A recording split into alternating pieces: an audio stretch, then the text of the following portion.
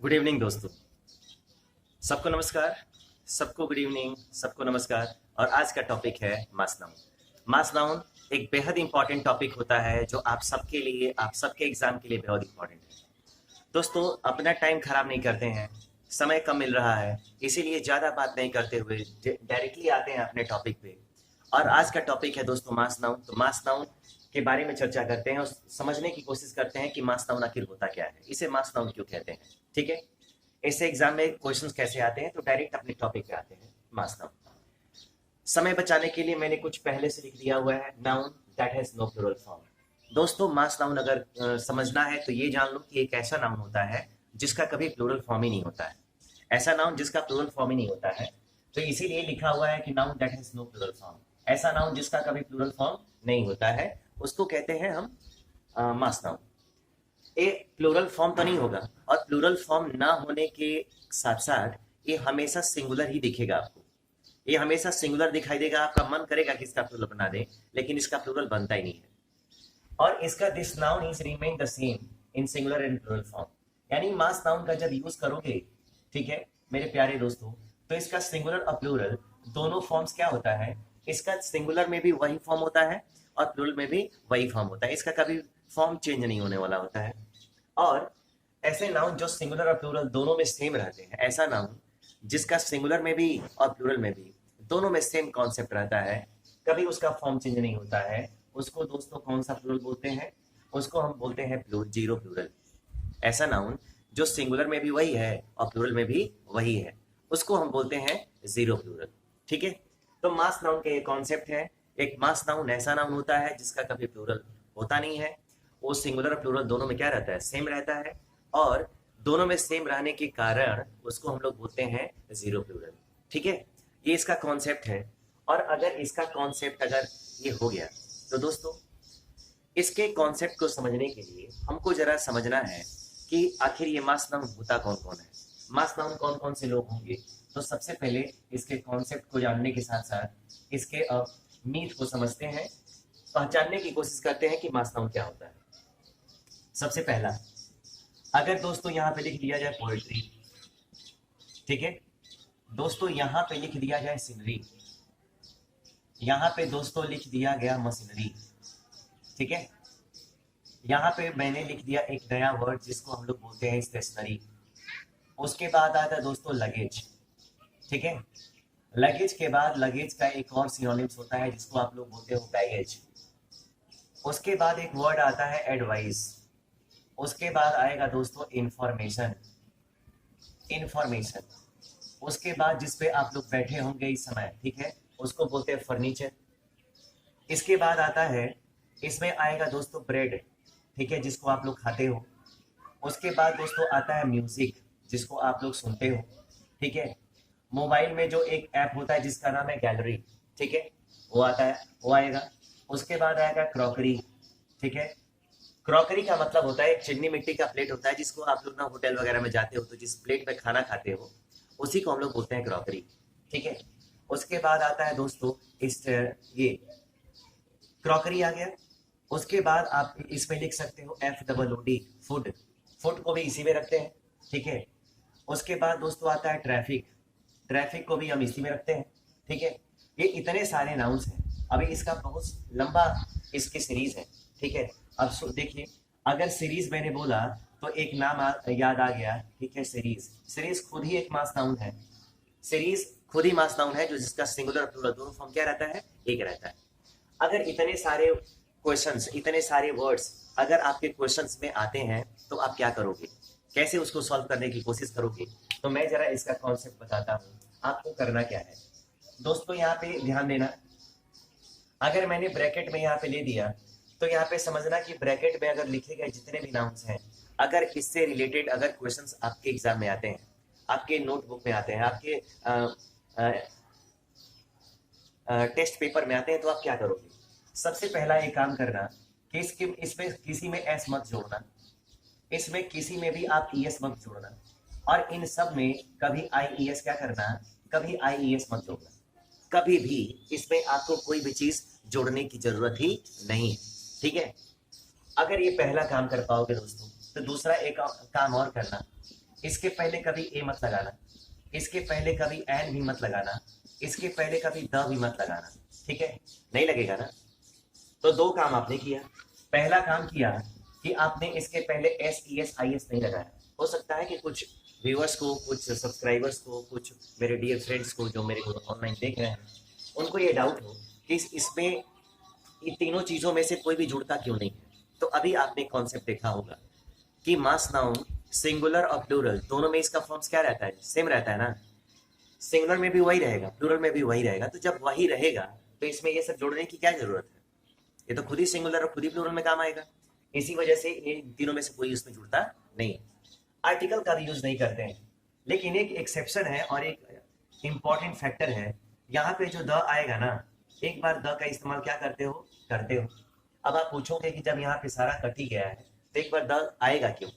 आएगा इस वजह से कि अगर यहाँ पे कभी नेम दिया रहेगा, अगर नेम गिवन किया गया हो, यदि नाम दिया गया हो, तो आपको आर्टिकल द का इस्तेमाल करना है, ठीक है। आर्टिकल का इस्तेमाल करना है कब, जब यदि उसका नाम दिया गया हो तब। जैसे अगर लिखा जाए the poetry of Kalidas, the poetry of William Shakespeare, the scenery of Himalayas, the machinery of mister Patil, ठीक है। यहाँ पे आके द इंफॉर्मेशन ऑफ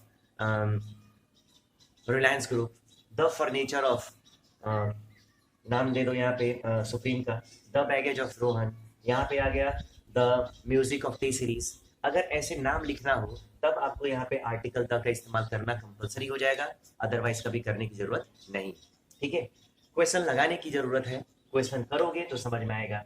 इतने सारे वर्ड्स है ना, इसी से रिलेटेड मैं आपको क्वेश्चन देने जा रहा हूँ। क्वेश्चन मैं खुद कराऊंगा, उसको आप समझिए और क्वेश्चन को सॉल्व करने की कोशिश करिए, ठीक है। ये दोनों कॉन्सेप्ट याद रखिएगा।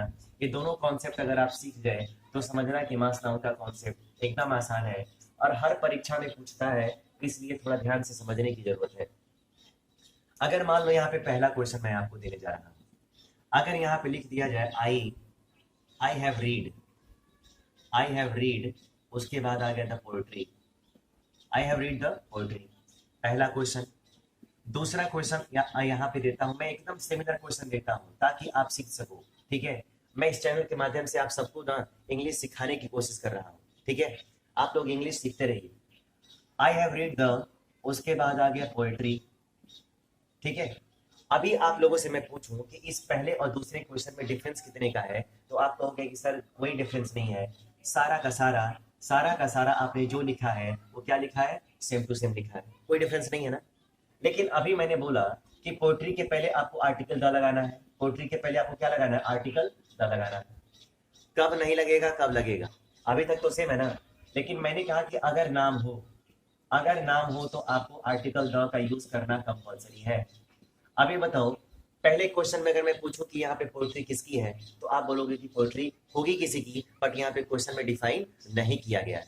तो जब डिफाइन नहीं किया गया है तो यहाँ पे ये बताओ, पोएट्री यहाँ पे डिफाइन किसको कर रहा है, कालिदास को ना। और कालिदास यहाँ पे क्या है, तो कालिदास यहाँ पे नेम है। और जब भी नेम की बात करोगे इसका मतलब है कि यहाँ पे दूसरे वाले क्वेश्चन में आर्टिकल द का रखना कंपलसरी है, और वही पहले में इसको हटा दोगे तब आपका सेंटेंस क्या होगा, तब आपका क्वेश्चन सही होगा। ऐसे अगर क्वेश्चन आता है तो एकदम करना इजी होगा, कोई परेशानी नहीं है, ठीक है।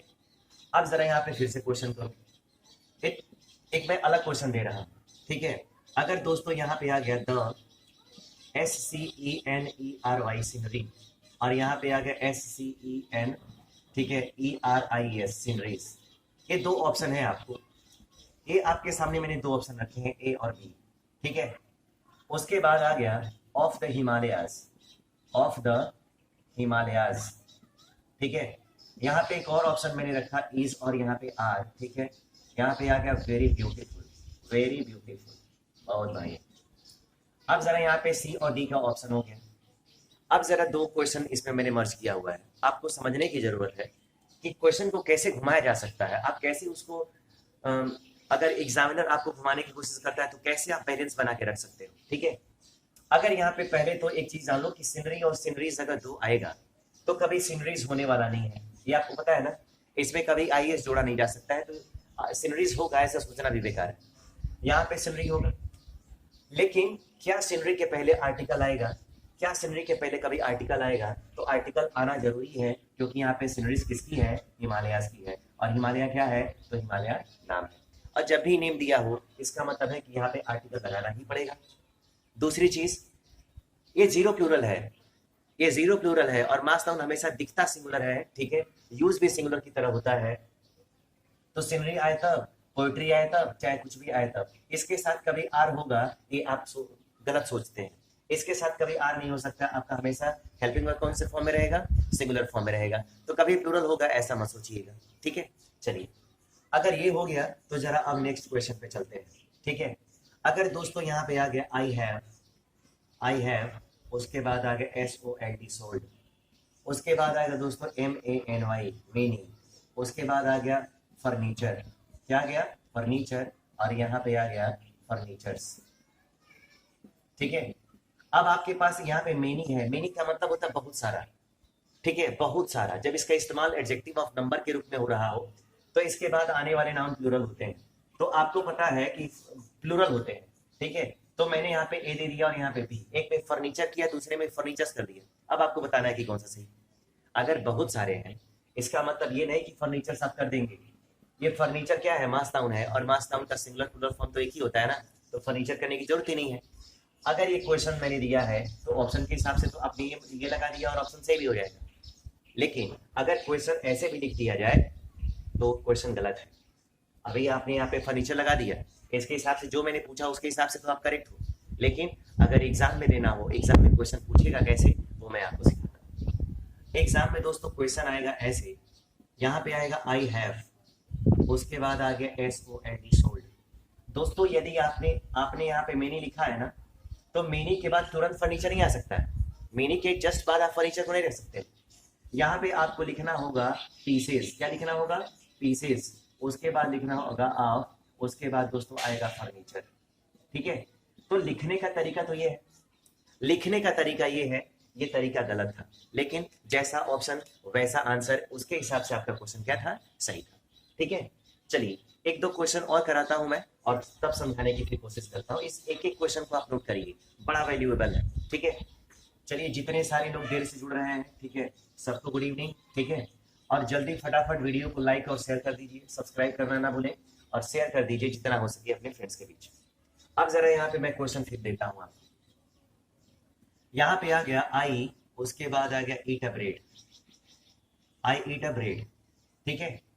अब जरा ब्रेड आ गया तो ब्रेड दोस्तों मास नाउन है, और अगर मास नाउन है तो ये बताओ क्या मास नाउन के पहले कभी आर्टिकल यूज करोगे, ठीक है। तो अभी मैंने दूसरा टाइप बताया कि मास नाउन के पहले कभी आर्टिकल यूज नहीं करना है, ठीक है। तो ये वाला अगर हटा दोगे तो ये मत सोचना कि सही हो गया। अगर आर्टिकल को हटा देते हो तो भी क्वेश्चन गलत है। क्यों गलत है, क्योंकि विदाउट कुछ लिखे यहाँ पे ब्रेड सही भी नहीं हो सकता है। तो इसका सिंगुलर प्लूरल में दो फॉर्म यूज करता हूँ, ठीक है, सिंगुलर प्लूरल दो फॉर्म यूज करता हूँ। सपोज करो यहाँ पे आप एक रोटी खाते हो, तो यहाँ पे आ गया आई ईट ए, यहाँ पे हमको लिखना पड़ेगा दोस्तों पीस ऑफ, क्या लिखना पड़ेगा, ए पीस ऑफ, और उसके बाद क्या आएगा, ब्रेड। तो ये जो ब्रेड आएगा वो किस फॉर्म में है, तो ये आपका सिंगुलर फॉर्म में है, सिंगुलर फॉर्म में है। और एक ब्रेड खाना है तो आपको लिखना होगा ए पीस ऑफ ब्रेड, या आपको लिखना होगा ए लूफ ऑफ ब्रेड, ठीक है। इस फॉर्म में लिखोगे तब जाकर सही होगा। लेकिन मैंने कहा कि मास नाउन जिसका सिंगुलर और प्लूरल दोनों फॉर्म सेम होता है, अलग अलग नहीं होता है, एक ही होता है।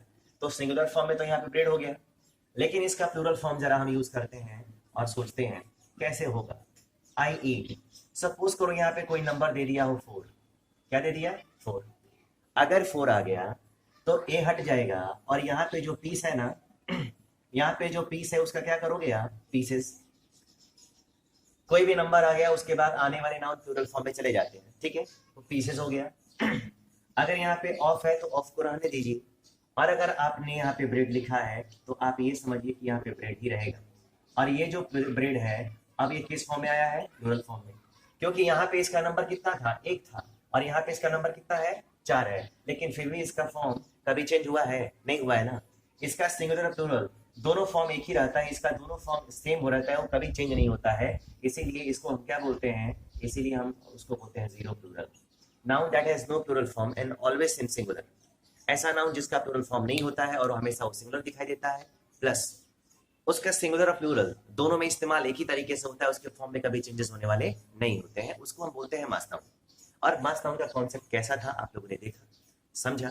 उम्मीद है ये वाला जो वीडियो है छोटा ही है लेकिन वो बड़ा वैल्यूएबल है। इसको बार बार पढ़िए, जितना हो सके इसको अपने फ्रेंड्स के बीच शेयर करिए, ठीक है। अब मास नाउन खत्म हो गया, अब मैं प्रैक्टिस सेट स्टार्ट करने वाला हूँ। एक दिन संडे आएगा तो उस दिन मैं लाइव क्लास लूंगा और आप लोग का कमेंट मैं देखता रहूंगा, उस दिन मजा आएगा करने में, ठीक है। तो चलिए आज की क्लास इतने पे स्टॉप करते हैं। एक बार फिर से और करना चाहूंगा, जितने लोग अभी तक शेयर नहीं किए हैं उसको शेयर कर दे जरूर, ठीक है। लाइक नहीं किए तो लाइक करिए और सब्सक्राइब करना तो बिल्कुल भी ना भूलें, ठीक है। ज़्यादा से ज़्यादा शेयर करिए, ठीक है, ताकि मेरा भी मन करे कि हम मेरे को और पढ़ाना चाहिए, गैपिंग ना, ठीक है। इन्हीं शब्दों के साथ आज की क्लास यहीं पे स्टॉप होती है। मिलते हैं कल नेक्स्ट एपिसोड में, ठीक है। तब तक के लिए गुड नाइट।